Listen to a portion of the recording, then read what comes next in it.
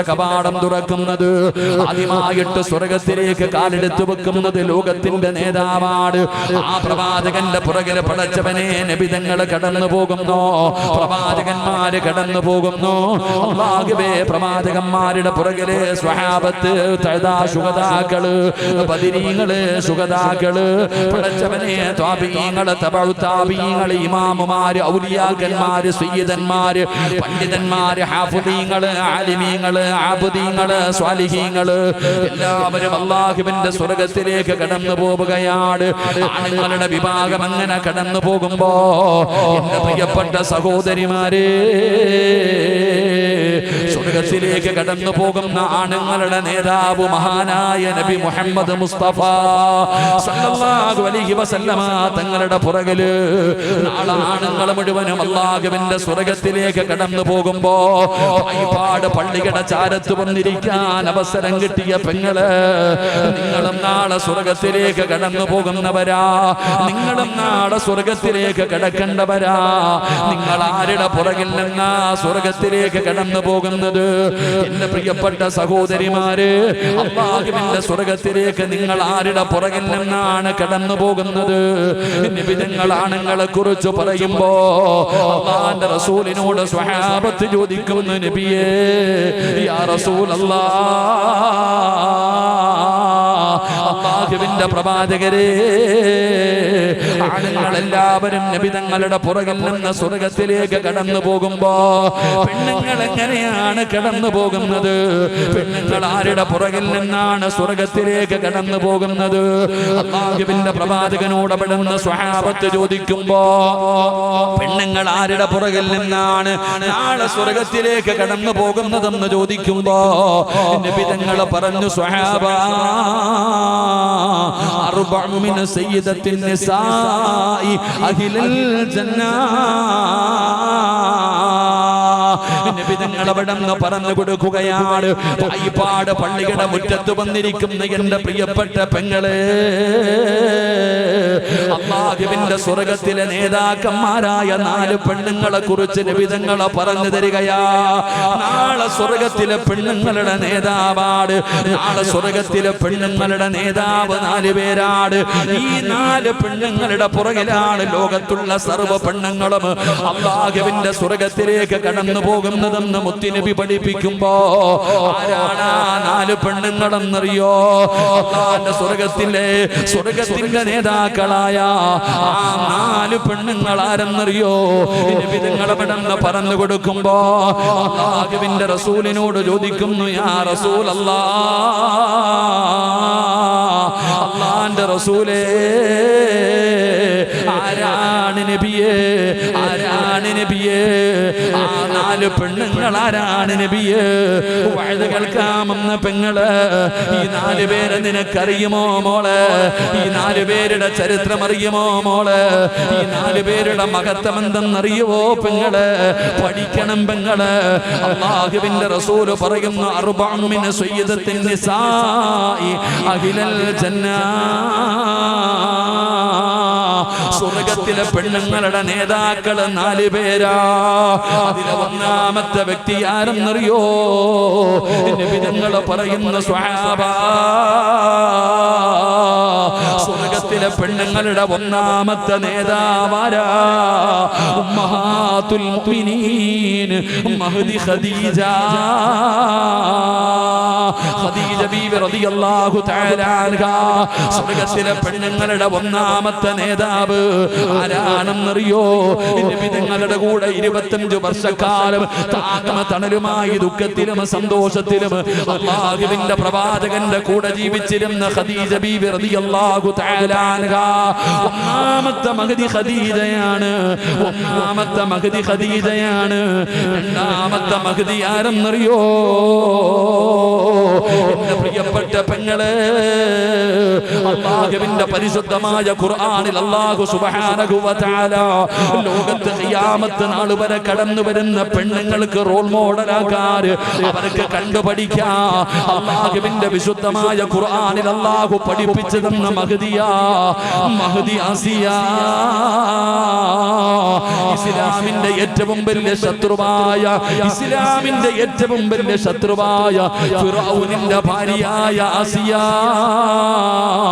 മരിക്കാൻ കിടക്കുന്ന സമയത്ത് അല്ലാഹുവിനോട് ബൈതമു ഫിൽ ജന്ന സ്വർഗ്ഗത്തിൽ എനിക്കൊരു കൊട്ടാരം തരണേ എന്ന് ദുആ ചെയ്ത ആസിയ ബീബി റളിയല്ലാഹു തആല അൻഹയാണ് സ്വർഗ്ഗത്തിലെ നിങ്ങളുടെ രണ്ടാമത്തെ നേതാവ്. മൂന്നാമത്തെ നേതാവ് ആരെന്നറിയോ?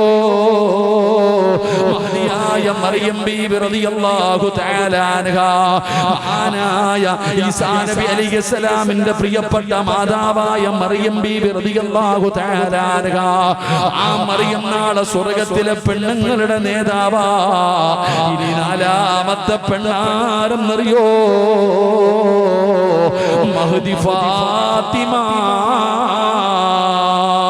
അല്ലാഹുവിന്റെ പ്രവാചകന്റെ കരളിന്റെ കഷ്ടമായ മഹദി ഫാത്തിമ ബീബി റളിയല്ലാഹു തആല അൻഹയാണെന്ന് ആദരവായ പ്രവാചകൻ നബി മുഹമ്മദ് മുസ്തഫ സല്ലല്ലാഹു അലൈഹി വസല്ലമ തങ്ങൾ പറയുന്നു, നാളെ സ്വർഗ്ഗത്തിലെ പെണ്ണുങ്ങളുടെ നേതാവ് 4 പേരാ. 1 ഖദീജ ബീവി, 2 ആസിയ ബീവി, 3 മറിയം ബീവി, 4 ഫാത്തിമ ബീബി റളിയല്ലാഹു തആല അൻഹ. അല്ലാഹു അവരുടെ പൊരുത്തം നമുക്ക് നൽകുമാറാകട്ടെ. എന്റെ പ്രിയപ്പെട്ട സഹോദരിമാരെ, ഈ 4 പേരുടെ പുറകിൽ നിന്നിട്ടാ നിങ്ങളൊക്കെ സ്വർഗ്ഗത്തിൽ പോകേണ്ടത്. എല്ലാവർക്കും ആസിയ എന്ന് പേരുണ്ട്, ഖദീജ എന്ന് പേരുണ്ട്, ഫാത്തിമ എന്ന് പേരുണ്ട്, പക്ഷെ മറിയം എന്ന് പേരുണ്ട്. കയ്യിലിരിപ്പ് എന്താണെന്ന് മാത്രം അറിയില്ല. അല്ലാഹു കാക്കുമാറാകട്ടെ. എല്ലാവരും പേരൊക്കെ ഇട്ടിട്ടുണ്ട് എല്ലാവർക്കും. എന്റെ പ്രിയപ്പെട്ട സഹോദരിമാരെ, ഈ 4 പെണ്ണുങ്ങളുടെ പുറകിലാണ് നാളെ സ്വർഗ്ഗത്തിലേക്ക് കടന്നു പോകുന്നത്. ആസിയ ബീബി റളിയല്ലാഹു തആല അൻഹ, മറിയം ബീബി റളിയല്ലാഹു തആല അൻഹ. ലോകത്ത് ഖിയാമത്ത് നാൾ വരെയുള്ള പെണ്ണുങ്ങളോട് അല്ലാഹു പറയുകയാ, നിങ്ങൾ കണ്ടുപഠിക്കേണ്ടത് ആസിയയെയും മറിയത്തെയുമാണ്. നിങ്ങൾ ആസിയ ബീവിയെയും മറിയം ബീബി റളിയല്ലാഹു തആല അൻഹയുടെ ജീവിതം നിങ്ങൾ പഠിക്കുക. നിങ്ങൾ നിങ്ങളുടെ ജീവിതത്തിൽ അവരെ ഉൾക്കൊള്ളാൻ തയ്യാറാകുക. ഖുർആൻ പറയുകയാ, നാളെ അല്ലാഹുവിന്റെ പ്രവാചകൻ സല്ലല്ലാഹു അലൈഹി വസല്ലമ തങ്ങൾ നാളെ സ്വർഗ്ഗത്തിൽ വെച്ച് വിവാഹം കഴിക്കുന്ന 2 പേരാണ്. 1 മറിയം ബീവി, 2 ആസിയ ബീവി. നാളെ സ്വർഗ്ഗത്തിൽ വെച്ച് നബി തങ്ങൾ അവരെ വിവാഹം കഴിക്കും. നബി തങ്ങളുടെ സ്വർഗ്ഗത്തിലെ ഭാര്യമാർ. അല്ലാഹു നമുക്ക് ഈമാൻ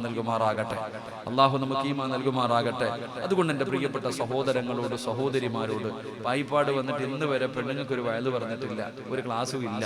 എപ്പോഴും ആണുങ്ങൾ കേട്ട് ശീലിച്ചതുകൊണ്ട് ഇന്ന് പെണ്ണുങ്ങൾക്ക് വേണ്ടിയുള്ളൊരു പ്രസംഗമാണ്. ഇൻഷാ അല്ലാഹ് എല്ലാവരും പഠിക്കുക, കേൾക്കുക. അല്ലാഹു ഭാഗ്യം നൽകി അനുഗ്രഹിക്കുമാറാകട്ടെ. എൻ്റെ പ്രിയപ്പെട്ട സഹോദരിമാരെ, മഹദിയായ ഫാത്തിമ ബീബി റളിയല്ലാഹു തആല അൻഹ, അല്ലാഹുവിന്റെ പ്രവാചകന്റെ പ്രിയപ്പെട്ട പൊന്നുമോള് മഹദി ഫാത്തിമ ബീബി റളിയല്ലാഹു തആല അൻഹ. ആ മറിയമിന്, ആ ഫാത്തിമയെ കുറിച്ച് എൻ്റെ പെങ്ങന്മാർക്ക് എന്തറിയാം? എല്ലാവരും പേരിടുമ്പോ ഫാത്തിമ എന്ന് പേരിടാറുണ്ട്. ആ ഫാത്തിമയെ കുറിച്ച് നമുക്ക് എന്തറിയാം? അല്ലാഹുവിന്റെ പ്രവാചകന്റെ കരളിന്റെ കഷ്ടമായ ഫാത്തിമ ബീബി റളിയല്ലാഹു തആല അൻഹ. ആ ഫാത്തിമയുടെ ചരിത്രം അറിയുന്നത് ആർക്കാണ്? ആ ഫാത്തിമയുടെ ചരിത്രം പഠിച്ചവരാരാണ്? എങ്കിലും പഠിക്കണം പെങ്ങളെ. അല്ലാഹുവിന്റെ റസൂലിന്റെ പൊന്നാര മകളായ ഫാത്തിമയെ കുറിച്ച് പഠിക്കണം. അതുകൊണ്ടാണ് പണ്ടുള്ളവർ പറയും, പെൺകുട്ടികൾക്ക് പേരിടുമ്പോ ഫാത്തിമ എന്ന് ചേർത്തിടുമായിരുന്നു, ആണുങ്ങൾക്ക് പേരിടുമ്പോ മുഹമ്മദ് എന്ന് ചേർത്തിടുമായിരുന്നു. എന്റെ പ്രിയപ്പെട്ടവരെ, നമ്മൾ പണ്ട് പേരിടുമ്പോ ആണുങ്ങൾക്ക് മുഹമ്മദ് എന്ന് പേര് ചേർത്തിടും. ഇന്ന് പെൺകുട്ടികൾക്ക് ഫാത്തിമ എന്ന് പേര് ചേർത്തിടും. ഇന്നതൊക്കെ മാറി. അല്ലാഹു നമ്മളെ കാക്കുമാറാകട്ടെ. എന്റെ പ്രിയപ്പെട്ട സഹോദരങ്ങളെ, എനിക്ക് ഓർമ്മയുണ്ട്, ഒരു മുസ്ലിമായ എന്റെ മനസ്സിനെ വല്ലാതെ ഞാൻ അത്ഭുതപ്പെട്ടു പോയത്, പത്രത്തിലൊരു വാർത്തയുണ്ടായിരുന്നു. ഈ കഴിഞ്ഞ ലോകകപ്പ് നടന്നപ്പോ, ഫുട്ബോൾ ലോകകപ്പ് നടന്നപ്പോ, കല്യാണം കഴിച്ച് വർഷങ്ങളായി മക്കളുണ്ടാകാതിരുന്ന ഒരു കുടുംബം അല്ലാഹു അവർക്ക് ആദ്യമായിട്ട് ഒരു മകനെ കൊടുത്തപ്പോ ആ മകന് പേരിട്ടത് മെസ്സി എന്നായിരുന്നു. അല്ലാഹു നമുക്ക് ഈമാൻ നൽകുമാറാകട്ടെ. 2 പേരുടെയും പേര് ഞാൻ പറയുന്നില്ല ലൈവായതുകൊണ്ട്. ആണിന്റെ ഈ മനോഹരമായ പേരുള്ള ഭാര്യയും ഭർത്താവും പത്രക്കാരെ വിളിച്ചു നിർത്തിയിട്ട് അള്ളാഹു അമാനത്തായി കൊടുത്ത മകന് മെസ്സി എന്ന് പേരിട്ടു. ഈ അടുത്ത് ഒരാഴ്ച മുമ്പാണെന്ന് തോന്നുന്നു, ഒരാഴ്ചയോ രണ്ടാഴ്ചയോ മുമ്പ് ഒരു സഹോദരൻ ചാനൽ വന്ന് നിന്ന് പറയുന്നുണ്ട്, എനിക്ക് റബ്ബൊരു മകനെ തന്നു, ആ മകന് ഞാൻ പേരിട്ടത് എന്താണെന്ന് ഞാൻ പതിപതിയായിട്ട് പറയണില്ല. ആ പ്രിയപ്പെട്ട സഹോദരൻ പറയുന്നു, അള്ളാഹു എനിക്ക് തന്ന മകന് ഞാൻ പേരിട്ടിരിക്കുന്നത് മുഹമ്മദ് സുധാകരൻ എന്നാണ്. അള്ളാഹു നമുക്ക് ഈമാൻ നൽകുമാറാകട്ടെ. ഞാൻ ചുമ്മാതെ പറഞ്ഞതല്ലടോ. കോൺഗ്രസിന്റെ വലിയ നേതാവായ സുധാകരനല്ലേ, സുധാകരനോടുള്ള മഹബത്ത് കാരണം, അത് വേറെ, ആ ഒരു സ്നേഹം കാരണം പേരിട്ടത് ഇങ്ങനെ. അള്ളാഹു ബർക്കത്ത് ചെയ്യുമാറാകട്ടെ. ആമീൻ പറയട. അള്ളാഹു നമുക്ക് ബർക്കത്ത് ചെയ്യുമാറാകട്ടെ. അള്ളാഹു നമുക്ക് ബർക്കത്ത് ചെയ്യുമാറാകട്ടെ. നമുക്കൊന്നും ബർക്കത്ത് വേണ്ടേ? ഞാനൊരു വീട്ടിൽ പോയി ദുആ ചെയ്യാൻ. ഒരു വീട്ടിൽ മരണപ്പെട്ടതിന് ശേഷം 3 or 7 എന്തോ നടക്കുമ്പോ ഞാൻ ആ വീട്ടിൽ ദുആ ചെയ്യാൻ ചെന്നു. യാസീനൊക്കെ ഓതിയിട്ട് ദുആ ചെയ്യാൻ സമയമായപ്പോ ആ വീട്ടുകാരായ ഒരു മനുഷ്യനും ആമീൻ പറയാൻ പോലും വരുന്നില്ല. ഞാൻ നോക്കുമ്പോ ആ വീട്ടിലെ ഒരാളും വന്നില്ല. എല്ലാരും അങ്ങോട്ടും ഇങ്ങോട്ടും നടക്കാൻ. ഞാൻ യാസീൻ ഓതിയിട്ട് നോക്കിയിരിക്കുക. അവസാനം ദുആ ചെയ്യാൻ തുടങ്ങിയപ്പോ ഞാൻ പറഞ്ഞു, അല്ലാഹുവേ, ഈ ഓതിയ യാസീനിന്റെ പ്രതിഫലം എന്റെ അത്താടെ ഖബറിൽ എത്തിക്കണേ അല്ലാഹ്. ഞാൻ ദുആ ചെയ്തു. കാരണം എന്തേ, അവിടെ ആർക്കും വേണ്ട. അപ്പൊ എന്റെ അടുത്തിരുന്ന ഉസ്താദ് ഒരു ചിരി. ഞാൻ പറഞ്ഞു, അല്ലാഹ്, ഉസ്താദിന്റെ കുടുംബത്തിൽ മരിച്ചവർക്ക് നീ കൊടുക്കണേ അല്ലാഹ്. കാരണം എന്തേ, അവർക്ക് ആർക്കും അത് വേണ്ട എന്ന് പറഞ്ഞ പോലെ നിങ്ങൾക്ക് ആർക്കും ബർക്കത്ത് വേണ്ടേ? അല്ലാഹു ബർക്കത്ത് ചെയ്യുമാറാകട്ടെ. അല്ലാഹു ബർക്കത്ത് ചെയ്യുമാറാകട്ടെ. അപ്പൊ എന്റെ പ്രിയപ്പെട്ട സഹോദരിമാരെ, സഹോദരങ്ങളെ, ആരാണ് ഫാത്തിമ? ആരാണ് ഫാത്തിമ? അല്ലാഹുവിന്റെ പ്രവാചകന്റെ പ്രിയപ്പെട്ട പൊന്നുമകളായ ഫാത്തിമ ബീബി റളിയല്ലാഹു തആല അൻഹാ. ആ ഫാത്തിമയെ കുറിച്ച് പഠിക്കണം. ആ ഫാത്തിമ ആരാണെന്ന് അറിയണം. ആ ഫാത്തിമയെ സ്നേഹിക്കണം. നബി തങ്ങൾ പറഞ്ഞതെന്തെന്നറിയുവോ ഉമ്മമാരെ? പൊന്നാര പെൺകുട്ടികൾക്ക് ഫാത്തിമ ഫാത്തിമ എന്ന് പേരിടുന്ന ഉമ്മ. നബി തങ്ങൾ പറഞ്ഞതെന്തെന്നറിയോ? മൻ അഹബ്ബഹാ ഫഖദ് അഹബ്ബനി. അല്ലാഹുവിന്റെ റസൂൽ പറയുകയാ, ആരെങ്കിലും എന്റെ ഫാത്തിമയെ ഇഷ്ടപ്പെട്ടാൽ, ആരെങ്കിലും എന്റെ കരുണന്റെ കഷ്ടമായ എന്റെ പ്രിയപ്പെട്ട പൊന്നാര മകളായ ഫാത്തിമയെ സ്നേഹിച്ചാൽ എന്നെ സ്നേഹിച്ചതുപോലെയാണ്. ഫാത്തിമയെ സ്നേഹിക്കുന്നത് എന്നെ സ്നേഹിച്ചതുപോലെയാണ്. ഫാത്തിമയെ ഇഷ്ടപ്പെടുന്നത് എന്നെ ഇഷ്ടപ്പെട്ടതുപോലെയാണ്. അല്ലാഹുവിന്റെ പ്രവാചകൻ അവിടുന്ന് സ്നേഹിക്കാൻ പറഞ്ഞു തന്ന പൊന്നാര മകളാണ് ഫാത്തിമ. ആ ഫാത്തിമയെ സ്നേഹിക്കണം പെങ്ങള്. ആ ഫാത്തിമ ആരാണെന്ന് പഠിക്കണം പെങ്ങള്. ആ മഹദിയുടെ ചരിത്രത്തിലൂടെ നമുക്കൊന്ന് കടന്നു പോകാം. മഹാനായ ആദരവായ പ്രവാചകൻ നബി മുഹമ്മദ് മുസ്തഫ സല്ലല്ലാഹു അലൈഹി വസല്ലമ തങ്ങളുടെ 35ാമത്തെ വയസ്സിലാണ് എന്റെ പ്രിയപ്പെട്ടവരെ അല്ലാഹു സമ്മാനമായിട്ട് ഫാത്തിമ എന്ന് പറയുന്ന പൊന്നുമോളെ കൊടുക്കുന്നത്. നബി തങ്ങളുടെ 35ാമത്തെ വയസ്സിൽ അല്ലാഹു ഫാത്തിമ എന്ന പൊന്നാര മകളെ സമ്മാനമായിട്ട് നബി തങ്ങളുടെ കയ്യിലേക്ക് കൊടുക്കുകയാണ്. പടച്ചറബ്ബേ, ഫാത്തിമയെ കാണുന്നവർ ഒരേ ഒരു വാക്കേ പറയാറുള്ളൂ. ഫാത്തിമയെ എല്ലാവർക്കും വല്ലാത്ത ഇഷ്ടമാ. ഫാത്തിമയോട് എല്ലാവർക്കും വല്ലാത്ത സ്നേഹമാ. ഫാത്തിമയെ കാണുന്നവർ ഒരേ ഒരു വാക്കേ പറയൂ. എല്ലാവരും പറയുന്ന വാക്കേതെന്നറിയോ? ഉപ്പാന്റെ മോളാ, ഉപ്പാടെ മോളാ എന്ന് പറഞ്ഞ അല്ലാഹുവിന്റെ പ്രവാചകന്റെ മുഖം നോക്കുന്നത് പോലെയാ ഫാത്തിമയുടെ മുഖത്ത് നോക്കുന്നത്. നബി തങ്ങളെ വരച്ചു വെച്ചതുപോലെയാണ്. നബി തങ്ങളെ തന്നെയാണ് ഫാത്തിമ. നബി തങ്ങളെ തന്നെയാണ് ഫാത്തിമ. എല്ലാവരും ഖദീജ ബീവിയോട് പറയുമായിരുന്ന നബി തങ്ങളുടെ മകള് ഉപ്പാനെ പോലെ തന്നെ ഇരിക്കുന്ന മകള്, ഉപ്പാനെ തന്നെ ഇരിക്കുന്ന മകള്. അതുകൊണ്ട് ഖദീജ ബീവി റളിയല്ലാഹു റളിയല്ലാഹു തആല അൻഹയ്ക്ക് പടച്ചവനെ ഫാത്തിമയോട് വല്ലാത്ത സ്നേഹമാ. ഫാത്തിമയോട് വല്ലാത്ത സ്നേഹമായിരുന്നു. ഫാത്തിമ ബീവിയുടെ നടത്തം നബിതങ്ങൾ നടക്കുന്നത് പോലെയാ. ആദിയായ ആയിഷ ബീബി റളിയല്ലാഹു തആല അൻഹ പറയുകയാ, അല്ലാഹുവിന്റെ റസൂലിനെ പോലെ സാദൃശ്യമുള്ള ഫാത്തിമയെ പോലെ അല്ലാതെ വേറെ ആരുമില്ല.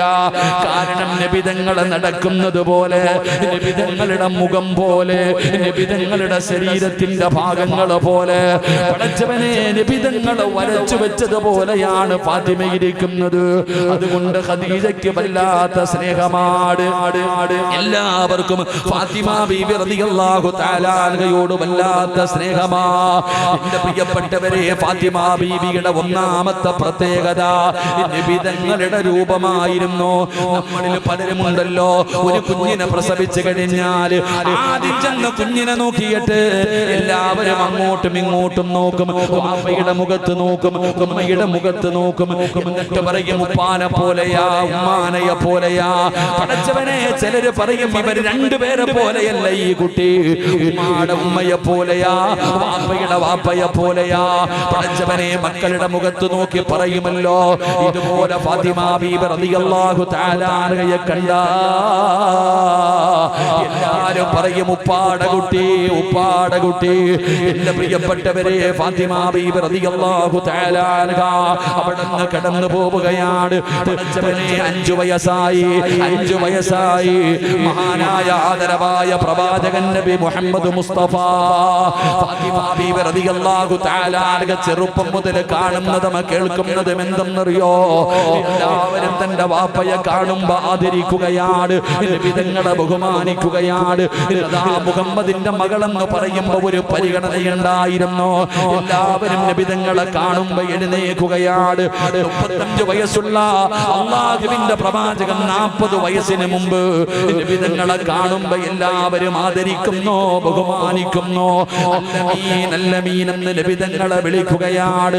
എല്ലാവരുടെ മുന്നിലും നബിതങ്ങൾക്ക് വലിയ സ്ഥാനമാണ്. അതുകൊണ്ട് ഫാത്തിമയ്ക്കും ഒരു സ്ഥാനമുണ്ടായിരുന്നു. പക്ഷേ 5 വയസ്സായി, നബിതങ്ങൾക്ക് 40 വയസ്സ് പൂർത്തിയായപ്പോ അതാ വരുന്ന മുഖറബുൽ അംലാക്ക് മലക്ക് ജിബ്രീൽ, വഹിയുമായി ജിബ്രീൽ കടന്നു വരികയാണ്. അല്ലാഹുവേ, പരിശുദ്ധമായ ഖുർആനിലെ ഒന്നാമത്തെ ആയത്ത് ഇറങ്ങുകയാ. നബിതങ്ങൾക്ക് നുബൂവത്ത് കിട്ടി. അല്ലാഹുവിന്റെ പ്രവാചകൻ സ്വല്ലല്ലാഹു അലൈഹി വസല്ലമ തങ്ങളെ പ്രബോധനവുമായി ഇറങ്ങുമ്പോ സുബ്ഹാനല്ലാഹ്, ഇന്നലെ വരെ അല്ലമീൻ എന്ന് വിളിച്ചവരെ നബിതങ്ങളെ കള്ളനെന്ന് വിളിക്കുകയാ. നബിതങ്ങളെ എല്ലാവരും പരിഹസിക്കുകയാ. നബിതങ്ങളെ എല്ലാവരും ഒറ്റപ്പെടുത്തുകയാ. നബിതങ്ങൾക്ക് വല്ലാത്ത വേദനയായി.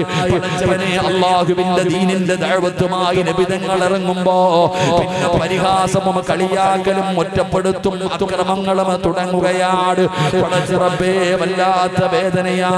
ഫാത്തിമ ബീവിക്ക് സഹിക്കാൻ കഴിയുന്നില്ല. ഫാത്തിമ ബീവിക്ക് സഹിക്കാൻ കഴിയുന്നില്ല. പടച്ചവനെ, ഫാത്തിമ ബീബി റളിയല്ലാഹു തആല അൻഹയ്ക്ക് 6 വയസ്സായി.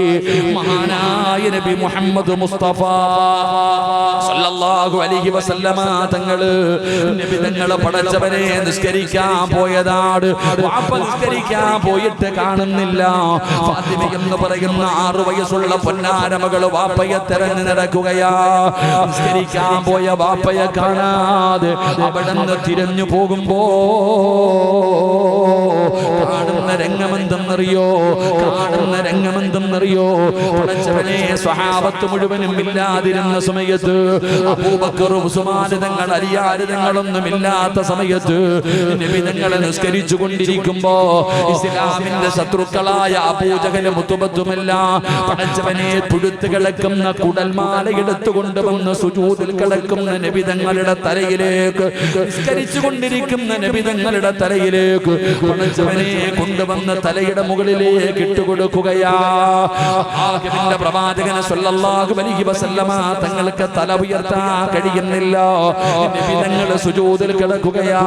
ഫാത്തിമ ബീവി റളിയല്ലാഹു തആല അൻഹ ഉപ്പാന്റെ അടുക്കലേക്ക് ഓടി വന്നിട്ട് ഉപ്പാന്റെ തലയിലിട്ടിരിക്കുന്ന പുഴുത്ത് നാറിയ കുടൽമാല 6 വയസ്സുള്ള പൊന്നുമകൾ വലിച്ച് താഴെയിടുകയാ. ഉപ്പാനെ അവിടെ നിന്ന് രക്ഷപ്പെടുത്തുകയാണ്. ഉപ്പയുടെ ശരീരത്തിൽ നിന്നെല്ലാം വലിച്ച് താഴെയിടുകയാ. എന്നിട്ട് പടച്ചവനെ നബി തങ്ങൾ സുജൂദിൽ നിന്ന് എഴുന്നേൽക്കുമ്പോ പുഴുത്ത് നാറിയ കുടൽമാല ശരീരത്തിലിട്ട് തലയിലിട്ടിട്ട് അത് തലയുടെ മുകളിലിരുന്ന് ദുർഗന്ധമടിക്കുമ്പോ 6 വയസ്സുള്ള ഫാത്തിമ ബീവി റളിയല്ലാഹു തആല അൻഹ അല്ലാഹുവിന്റെ റസൂലിന്റെ ചാരത്ത് നിന്നോ തന്റെ പ്രിയപ്പെട്ട പിതാവിന്റെ ചാരത്ത് നിന്നോ എന്നിട്ട് തലയുടെ മുകളിൽ തന്റെ ചുമലിൽ കിടന്ന ഷാള് കൊണ്ട് നബി തങ്ങളുടെ തലയിൽ നിന്ന് എല്ലാം തുടച്ചു വൃത്തിയാക്കുകയാ. നിസ്കാരം കഴിഞ്ഞിരിക്കുന്ന നബി തങ്ങളുടെ ശരീരത്തിൽ അല്ലാഹുവിന്റെ റസൂലിന്റെ ശരീരത്തിൽ നിന്ന് ആ ദുർഗന്ധം മുഴുവനും ഇങ്ങനെ തുടച്ചെടുക്കുമ്പോ 6 വയസ്സുള്ള ഫാത്തിമ ചോദിക്കുന്നു, വാപ്പാ എല്ലാവർക്കും എന്റെ ഉപ്പാനോട് ദേഷ്യമാണല്ലോ, എന്റെ ഉപ്പാനെ എല്ലാവരും വേദനിപ്പിക്കുന്നല്ലോ.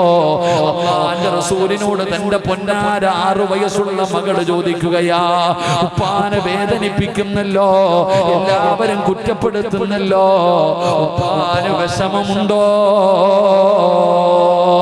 6 വയസ്സുള്ള പൊന്നുമോൾ ഉപ്പയോട് ചോദിക്കുന്നു, ഉപ്പാന് വേദനിക്കുന്നുണ്ടോ?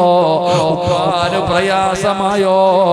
ഫാത്തിമ എന്ന തന്റെ പൊന്നാര മകളെ കെട്ടിപ്പിടിച്ചിട്ട് നബി തങ്ങൾ പറഞ്ഞു, ഫാത്തിമ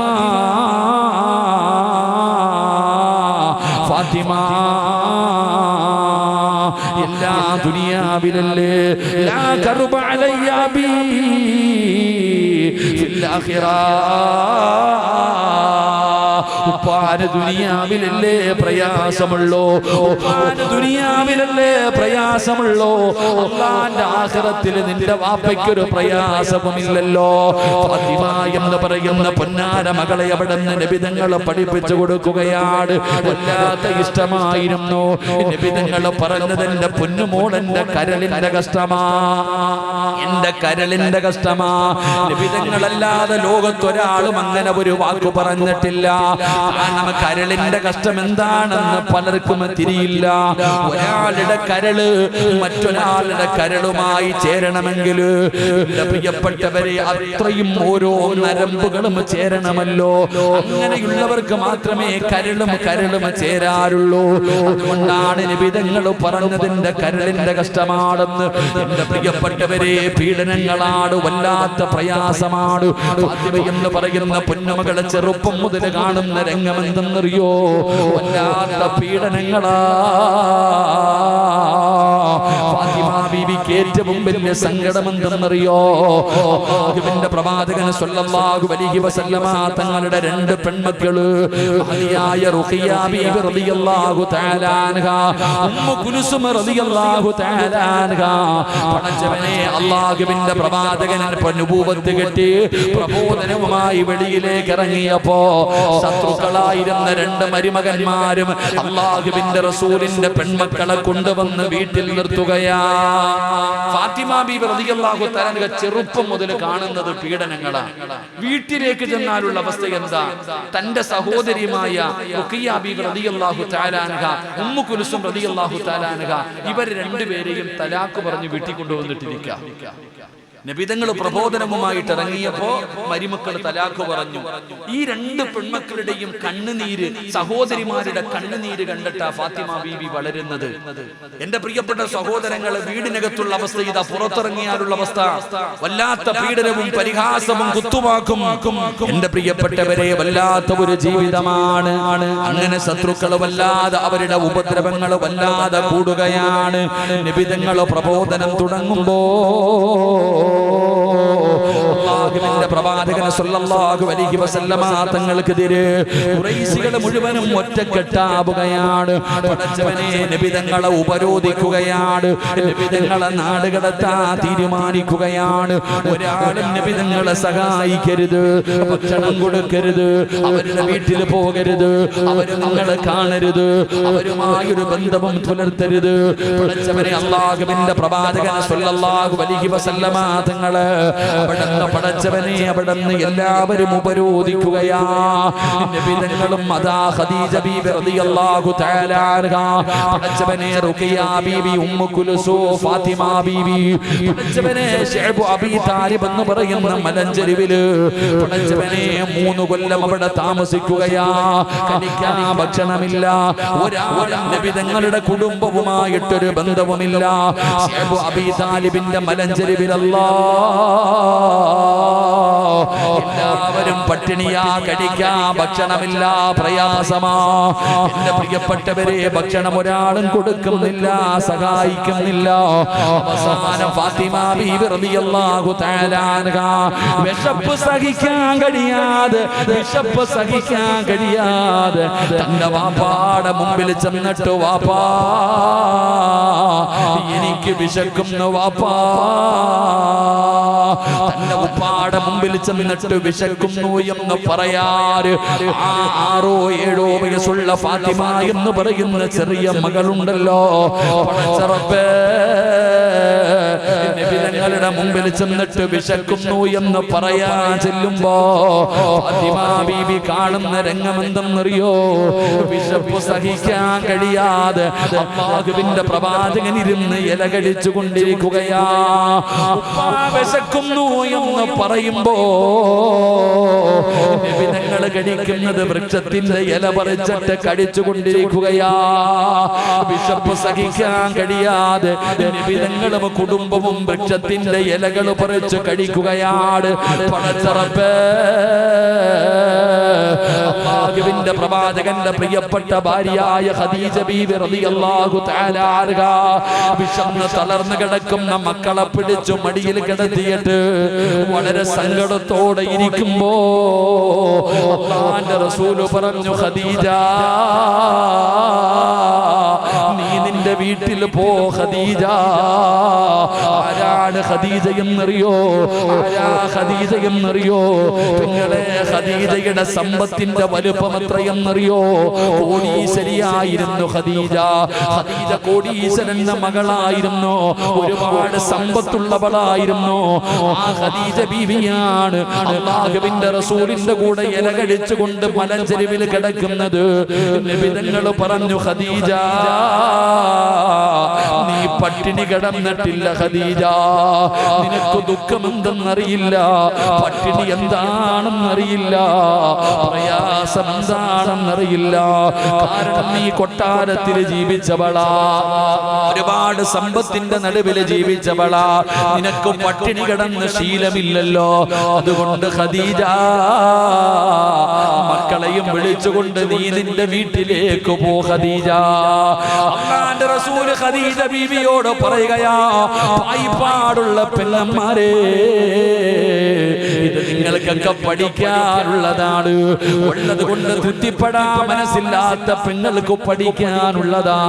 അല്ലാഹുവിന്റെ പ്രവാചകൻ തന്റെ പ്രിയപ്പെട്ട ഭാര്യയായ ഖദീജ ബീവിയോട് പറയുകയാ, നിനക്ക് പട്ടിണി കിടന്ന് ശീലമില്ലല്ലോ, നിനക്കതാ ദുഃഖവും ദുരിതവും എന്താണെന്ന് നിനക്കറിയില്ലല്ലോ.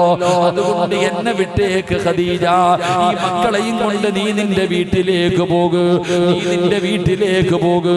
ഫാത്തിമ ബീവി ഖദീജ ബീവിയുടെ മടിയിൽ കിടക്കുമ്പോഴാ അല്ലാഹുവിന്റെ റസൂൽ ഇത് പറയുന്നത്. ആ സമയത്ത് ഖദീജ ബീവി റളിയല്ലാഹു തആല അൻഹ അല്ലാഹുവിന്റെ റസൂലിനോട് പറഞ്ഞ മറുപടി എന്തെന്നറിയോ? യാ റസൂലല്ലാഹ്, അല്ലാഹുവിന്റെ നബിയേ, പറഞ്ഞു വിടല്ലേ നബിയേ, എന്നെ പറഞ്ഞു വിടല്ലേ നബിയേ. ഖദീജ ബീവി പറയുകയാ, ജീവിക്കുകയാണെങ്കിൽ ഒരുമിച്ച്, മരിക്കുകയാണെങ്കിലും ഈ ഖദീജയുണ്ട് നബിയേ, മരിക്കുകയാണെങ്കിലും ഈ ഖദീജ കൂടെയുണ്ട് നബിയേ. ജീവിതമാണെങ്കിലും മരണമാണെങ്കിലും എന്നെ ഉപേക്ഷിക്കരുത്. ഖദീജ ബീവി റളിയല്ലാഹു തആല അൻഹ പറയുന്നത് കേട്ടു വളർന്ന മകളാ ഫാത്തിമ. ഉപ്പയുടെയും ഉമ്മയുടെയും ജീവിതം കണ്ടു വളർന്നവളാ ഫാത്തിമ. എന്റെ പ്രിയപ്പെട്ട പെങ്ങള് ഫാത്തിമ ബീവി റളിയല്ലാഹു തആല അൻഹ, അവിടുന്ന് പടച്ചവനെ 3 കൊല്ലമാ, 3 ദിവസമല്ല, 3 ആഴ്ചയല്ല, 3 മാസമല്ല, പടച്ചവനെ 3 കൊല്ലമാണ് നിബിതങ്ങളും കുടുംബവുമാ മലഞ്ചെരുവിൽ കിടന്നത്. പടച്ചവനെ വല്ലാത്ത തേങ്ങലായിരുന്നു. സ്വഹാബത്ത് പറയുന്നുണ്ട് വല്ലാത്ത ഞെരുക്കമായിരുന്നു. അവർ ഇലകൾ പറിച്ച് കഴിക്കുകയാണ്. അവസാനം എന്റെ പ്രിയപ്പെട്ടവര് അബീ താലിബിൽ നിന്ന് നബിതങ്ങളും കുടുംബവും രക്ഷപ്പെടുകയാണ്. പിന്നെ എല്ലാവരും സഹായിക്കാൻ തുടങ്ങി. പടച്ച റബ്ബേ,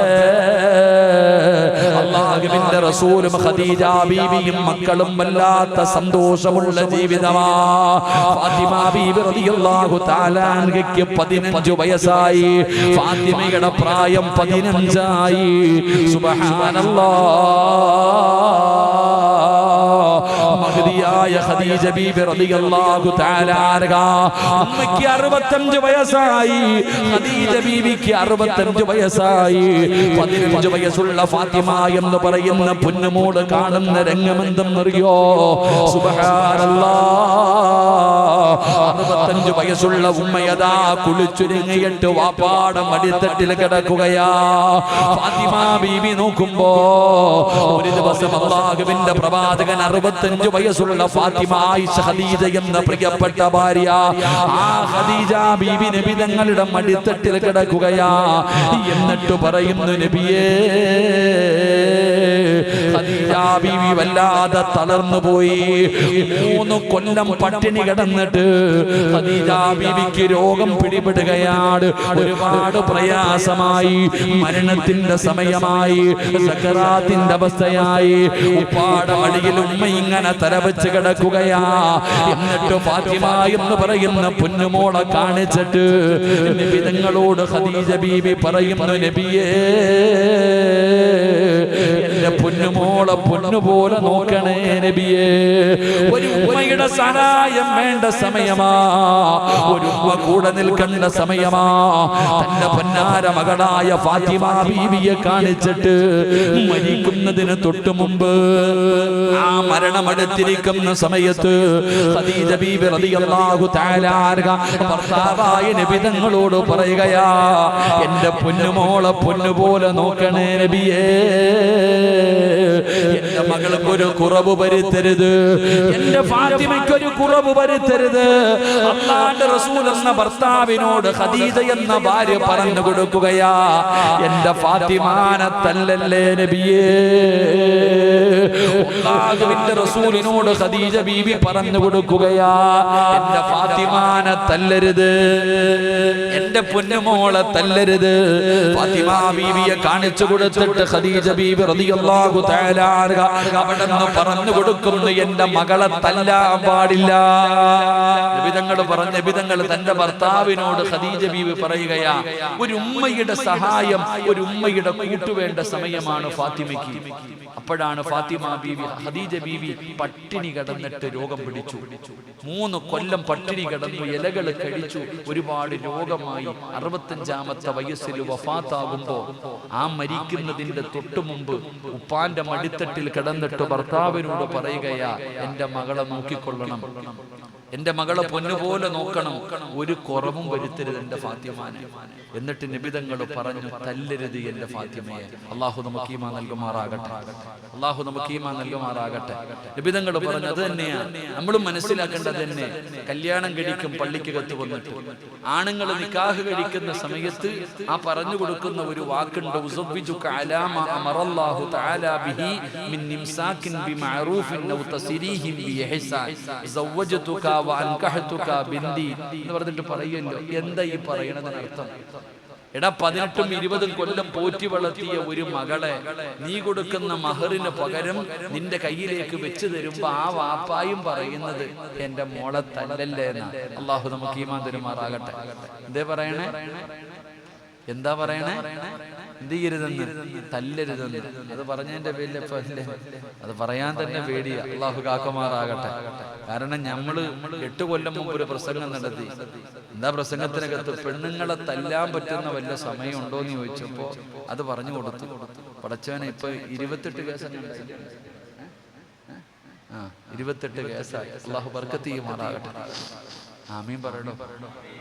അള്ളാഹു ബർക്കത്ത് ചെയ്യുമാറാകട്ടെ. ഇതാണ് ഉസ്താദ്മാർക്കൊക്കെ എന്തെങ്കിലും പറയാൻ പേടിയാ.